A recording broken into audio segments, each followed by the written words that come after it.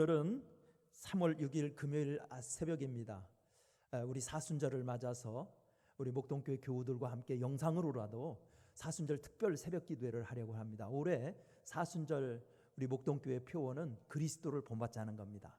그리스도를 본받아 사순절의 진정한 의미를 더 깊이 묵상하고 이럴 때일수록 우리 주님의 그 은혜 안에 거하기를 힘쓰는 그런 계절이 되었으면 좋겠습니다.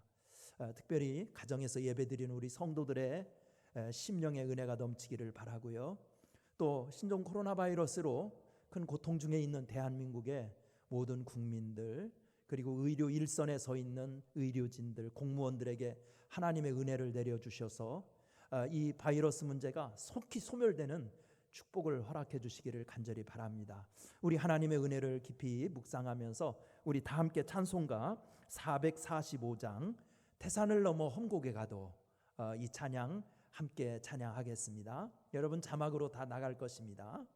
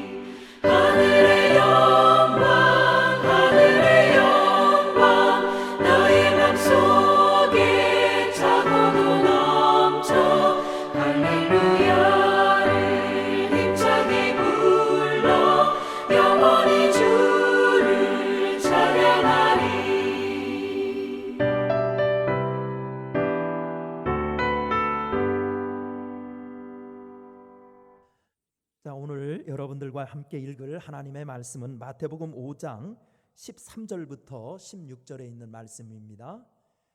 저와 우리 가정에 있는 우리 성도님들 함께 교독하겠습니다. 제가 한 절 읽고 여러분들 한 절 읽습니다.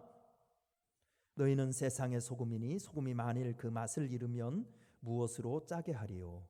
후에는 아무 쓸데없어 다만 밖에 버려져 사람에게 밟힐 뿐이니라.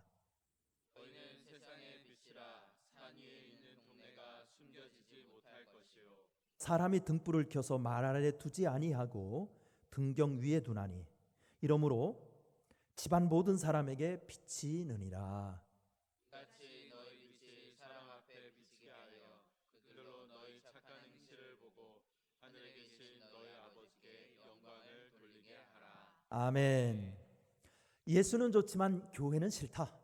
이 말은 예전에 제가 목동교회에서 전도사로 있을 때 제가 가르쳤던 중고등부에 나왔던 학생이 지금은 교회를 안 나오는데 우연히 만나서 그에게 들었던 이야기입니다.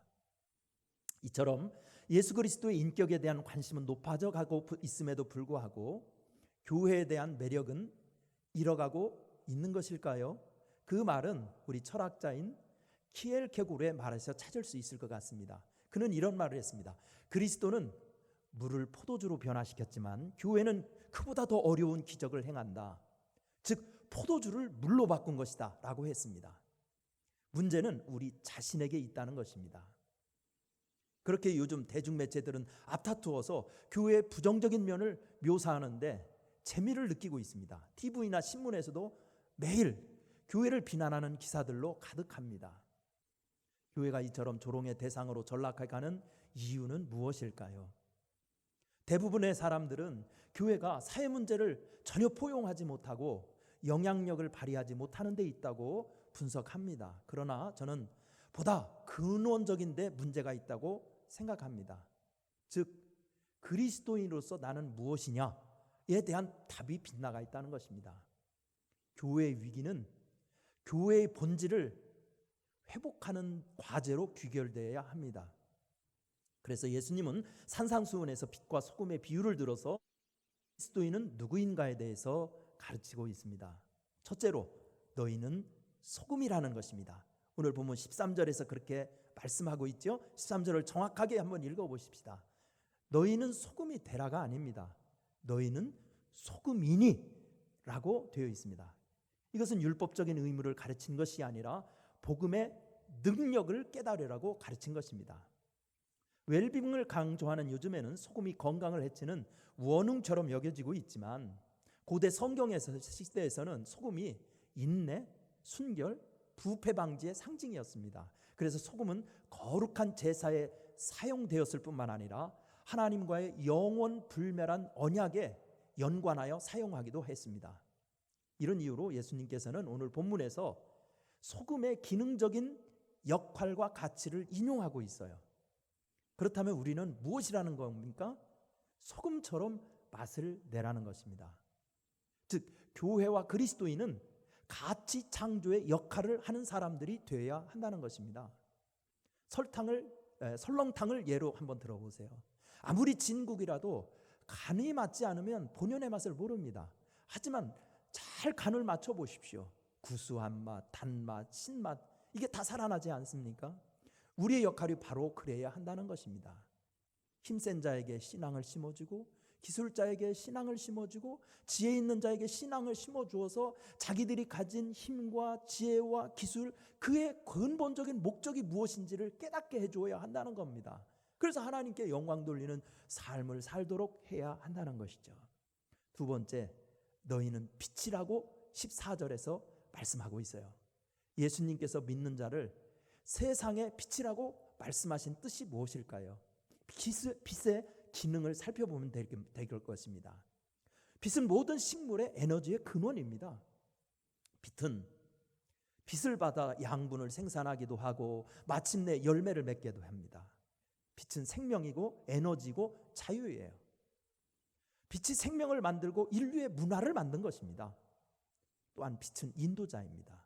배를 항구로 인도하는 등대를 한번 여러분 생각해 보십시오. 그리스도인들은 인생길을 몰라 헤매는 사람들을 진리로 인도하는 자들이 되어야 합니다. 뿐만 아니라 빛은 경고자이기도 합니다.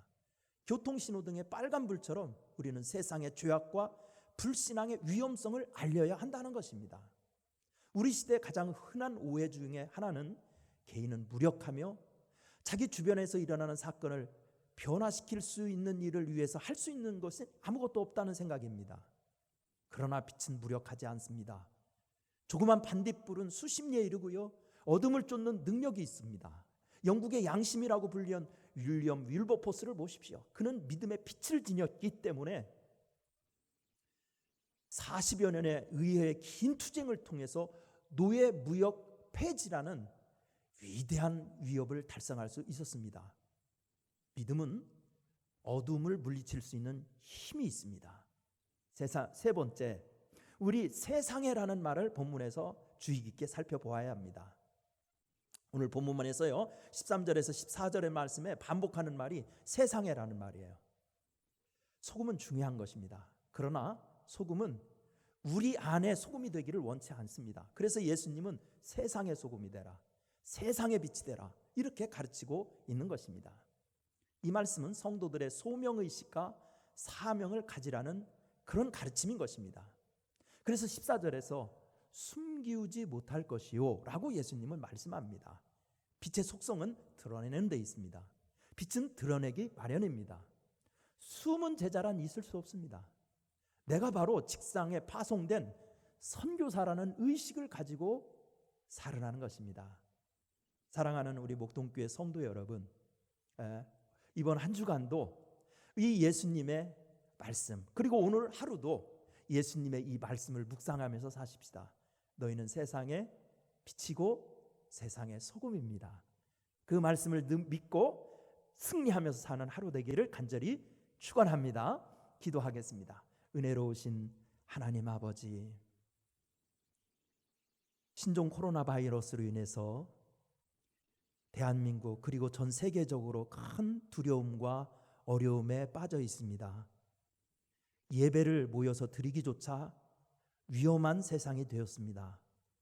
그렇다고 우리가 예배의 소중함을 놓칠 수가 없습니다. 이럴 때일수록 예배의 소중함을 그리고 우리 성도들의 신실함을 하나님 지키기를 소원하옵나니 영상을 통해서 가정에서 새벽제단을 쌓고 주일 예배를 드리는 성도들 그리고 대한민국의 모든 그리스도인들에게 복을 내려 주셔서 성전에 모여 예배 드리는 것 이상으로 어디에나 계신 하나님의 은혜가 임하도록 붙들어 주옵소서. 두려움을 물리치고 전염병의 하나님의 능력으로 소멸되게 하시고 우리 그리스도인들이 정체성을 다시 한번 바르게 회복해서 이 세상의 빛과 소금의 역할을 다시 감당할 수 있도록 하나님 은총을 내리어 주옵소서. 정치인들, 공무원들을 축복하시고 의료인들을 축복하시고 우리 그리스도인들을 축복하시고 또한 진리에서 볏길로 벗어나서 이단에 빠져있는 그 신천지 이단과 많은 이단들이 하나님 회개하고 주님 앞에 바로 돌아올 수 있는 기회가 되도록 아버지여 도와주옵소서. 우리 주 예수님의 이름으로 간절히 기도드리옵나이다. 아멘. 다 함께 찬송가 510장 찬송입니다. 510장 찬송 하나님의 진리 등대 우리 다 함께 찬양하겠습니다. 하나님의 진리 등대.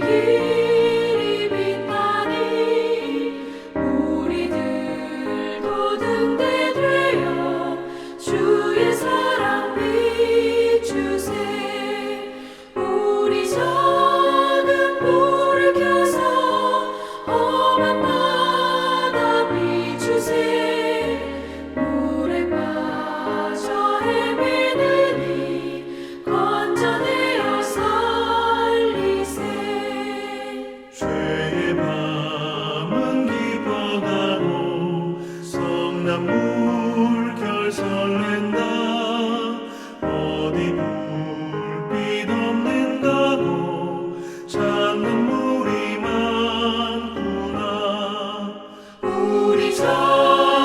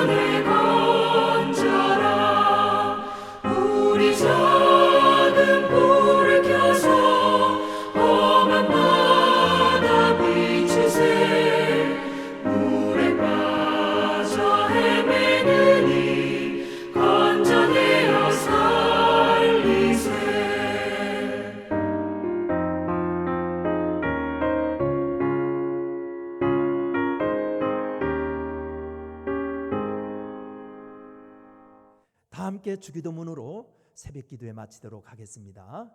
하늘에 계신 우리 아버지여, 이름이 거룩히 여김을 받으시오며 나라가 임하시오며 뜻이 하늘에서 이루어진 것 같이 땅에서도 이루어지이다.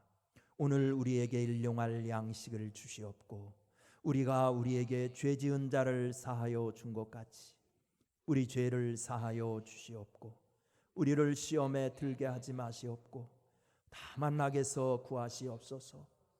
나라와 권세와 영광이 아버지께 영원히 있사옵나이다. 아멘.